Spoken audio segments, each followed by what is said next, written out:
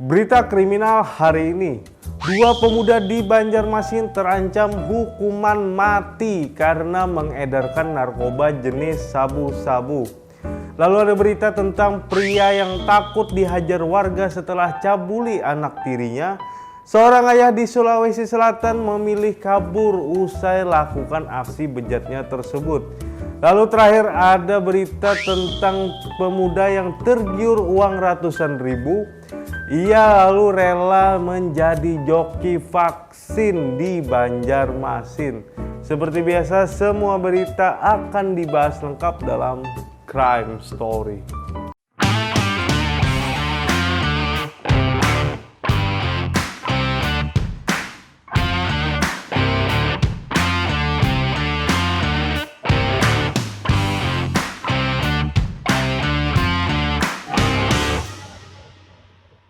Halo Sobat Bipos, berjumpa lagi dalam konten yang akan mengulas peristiwa kriminal secara eksklusif dan up to date. Masih bersama saya Papa Roka, langsung saja kita ke berita pertama. Lagi dan lagi, polisi kembali mengamankan dua pengedar narkoba jenis sabu di Banjarmasin. Kedua pelaku tersebut masing-masing bernama Ahmad Yusuf alias Usup dan Tri Heryadi alias Heri. Diketahui juga kedua pelaku merupakan teman dekat. Mereka ditangkap pada Sabtu 1 Januari kemarin sekira pukul 22.30 WITA di Jalan Gatot Subroto 4, Kompleks Bawang Putih, Kelurahan Kebun Bunga, Kecamatan Banjarmasin Timur, Banjarmasin, Kalimantan Selatan.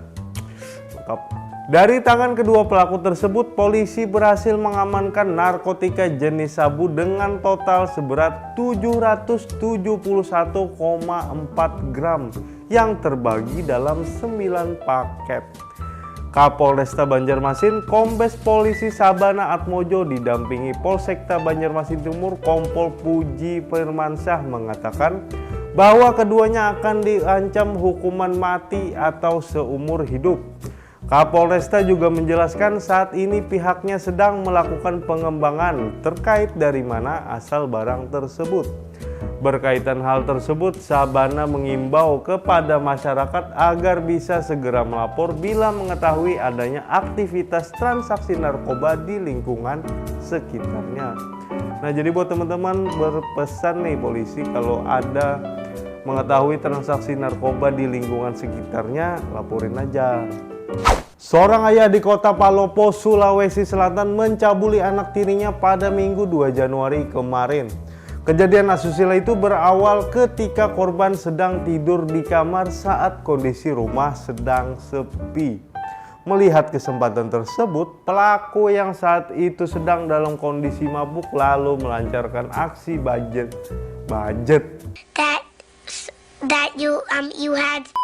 Pelaku yang saat itu sedang dalam kondisi mabuk lalu melancarkan aksi bejatnya merudah paksa anak tirinya yang masih di bawah umur itu. Korban sempat melakukan perlawanan sambil berteriak meminta tolong. Namun karena kondisi tempat tinggal korban itu jauh dari pemukiman, membuat tidak ada satupun orang yang saat itu menolongnya. Setelah melakukan aksi bejat tersebut, pelaku lalu kabur ke Toraja Utara selama 3 hari karena takut dihajar warga. Bahkan ia sempat menjual ponsel miliknya sebagai ongkos untuk melarikan diri.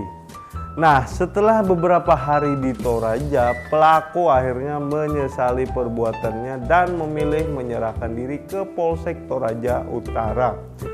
Setelah diamankan, pelaku lalu dijemput dan menjalani pemeriksaan di Mapolsek Teluanua Resor Palopo. Dan atas perbuatannya, pelaku dijerat pasal tentang perlindungan anak dan perempuan dengan ancaman hukuman maksimal 20 tahun penjara. Berikut kita lihat berita lengkap. Dikutip dari tribuntimur.com pada Kamis 6 Januari 2022, Kapolsek Teluanua AKP Edi Sulistiono memberikan penjelasan. Sebelum kabur ke Toraja Utara, pelaku sempat menjual ponsel miliknya sebagai ongkos. Edi mengatakan pelaku mengaku kabur lantaran takut dirinya akan dihajar oleh warga sekitar. Namun setelah beberapa hari di Toraja Utara, pelaku menyesali perbuatannya. Pelaku akhirnya memilih menyerahkan diri ke Polsek Toraja Utara. Lantas pihak Polsek Teluanua melakukan penjemputan kepada pelaku dan membawanya ke Palopo. Setelah diamankan, pelaku kini menjalani pemeriksaan di Mapolsek Teluanua, Resor Palopo. Atas perbuatannya, pelaku dijerat pasal 81 ayat 1 dan 3 Undang-Undang Nomor 35 Tahun 2014 tentang Perlindungan Anak dan Perempuan dengan ancaman hukuman maksimal 20 tahun penjara. Sebagaimana informasi sebelumnya, kejadian asusila itu berawal saat korban tidur di kamar. Saat itu rumah dalam kondisi sepi. Waktu itu, ibu korban sedang keluar sejak pukul 5 waktu Indonesia Tengah. Dengan kondisi itulah pelaku melancarkan aksi bejatnya meruda paksa anak tirinya yang masih di bawah umur. Saat terjadi pemerkosaan, pelaku diketahui dalam kondisi mabuk.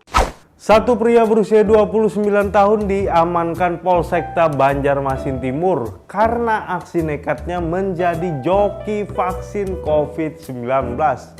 Ya, joki vaksin. Kebayang nggak? Vaksin aja bisa dijokiin. Biasanya nih ya, yang bisa dijokiin ya kuda, joki game, joki 3 in 1. Ini vaksin, bos. Kalau bisa mau dong ya. Kronologi pun disampaikan langsung oleh Dr. Vita Kartika Rahma yang saat itu bertugas sebagai petugas screening di Puskesmas Terminal. Jadi awalnya si pelaku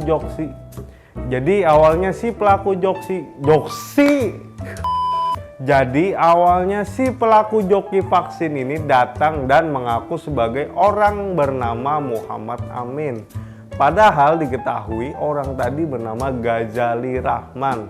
Nah, Jali ketika itu mengaku sudah mendapatkan vaksin dosis pertama, namun saat diminta untuk menunjukkan SMS vaksinasi hingga kartu identitas, ia pun tak dapat membuktikannya. Bahkan saat ditanya tentang tanggal lahir, ia tidak bisa menjawab. Kok serba tidak bisa menjawab, bisu?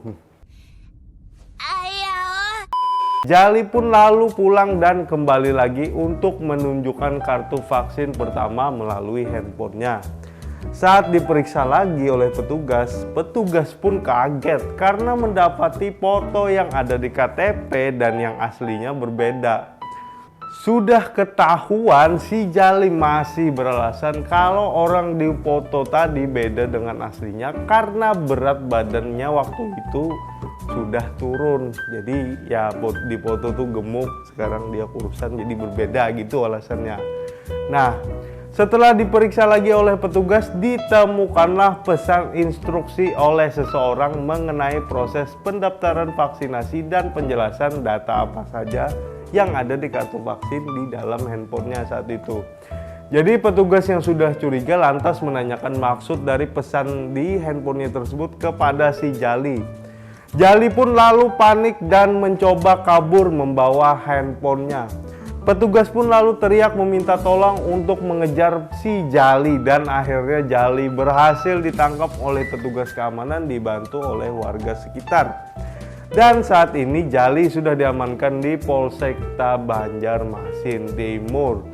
Berkaitan hal itu, juru bicara Satgas COVID-19 Kota Banjarmasin, Mahli Riyadi mengaku sudah mendapatkan laporan terkait hal tersebut. Menurutnya ini merupakan kali kedua terjadi dan untung saja belum sempat diberikan vaksin. Tapi upaya perjokian itu berhasil digagalkan oleh petugas. Mahli pun mengaku saat ini ia sudah menginstruksikan kepada seluruh petugas screening di lingkungan Dinas Kesehatan Kota Banjarmasin agar bisa benar-benar menjalankan tugasnya, terutama memeriksa atau mencocokkan identitas peserta vaksin. Terima kasih sudah menonton video ini. Jangan lupa like, comment, share, dan subscribe channel ini biar tidak ketinggalan video-video menarik lainnya. Juga jangan lupa pula follow sosial media kami di Facebook Bipos Online dan Instagram @banjarmasinpos. Seperti biasa saya pamit mundur diri, mohon maaf apabila ada salah kata. Sampai bertemu di video berikutnya, tetap di Crime Story. Oh, keren kan? Ada